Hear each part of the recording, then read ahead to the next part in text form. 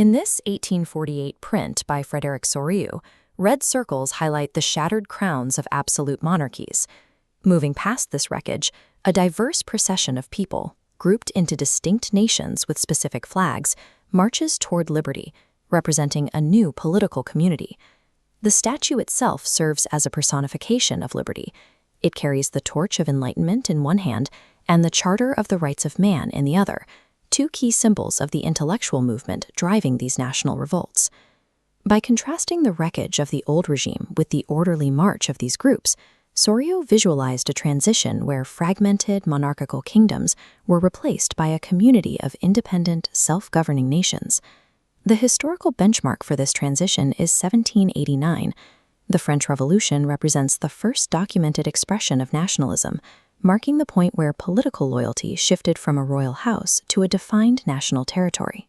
To maintain this new loyalty, the revolutionaries introduced specific measures to manufacture a shared identity. They emphasized the concepts of the fatherland and the citizen to establish equal rights under a single constitution, while replacing the royal standard with the new tricolor flag. These centralized administrative and symbolic changes provided a replicable strategy for transforming a diverse local population into a unified national body. When Napoleon Bonaparte expanded French territory across the continent, he exported the revolution's administrative model. However, his rule created a contradiction.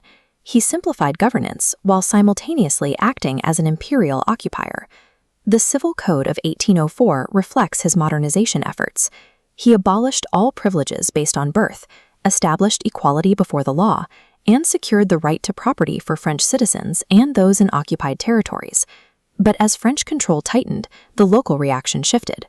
While the laws were modern, they were accompanied by increased taxation, strict censorship, and forced conscription into the French armies to fuel further conquest. This distinction defines the limits of his reforms.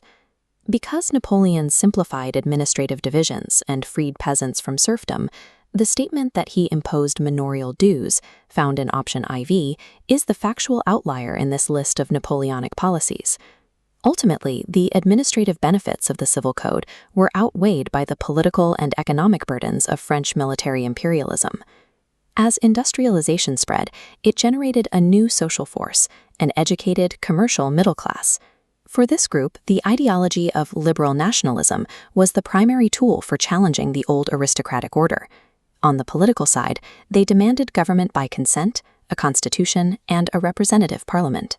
In the economic sphere, their liberalism focused on the freedom of markets and the abolition of state-imposed restrictions on the movement of goods and capital. The core of this 19th century movement centers on the individual. Option C, freedom for the individual and equality before the law, reflects these specific priorities that allowed this commercial class to gain both political and economic independence. For the middle class, liberal nationalism was not just a theory, but a strategic requirement to secure their social standing and trade interests. Cultural identity was another engine for national feeling. The Grimm brothers, for example, collected folktales to recover a shared German spirit, using language and folklore to build a sense of belonging that bypassed political borders. This cultural bond was central to the Greek War of Independence. Greece's struggle to break from the Ottoman Empire mobilized support across Europe, from those who saw Greece as the ancient source of Western civilization. Analyzing this struggle requires looking at the role of public opinion. Poets and artists used Greece's historical status to gather support, leading to the formal recognition of independence through the Treaty of Constantinople in 1832.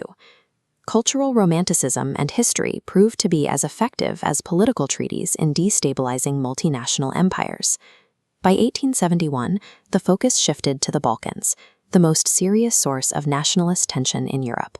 The region was a mix of Slavic nations seeking independence and competing European powers fighting for regional control. Consider the Balkan-Ottoman relationship.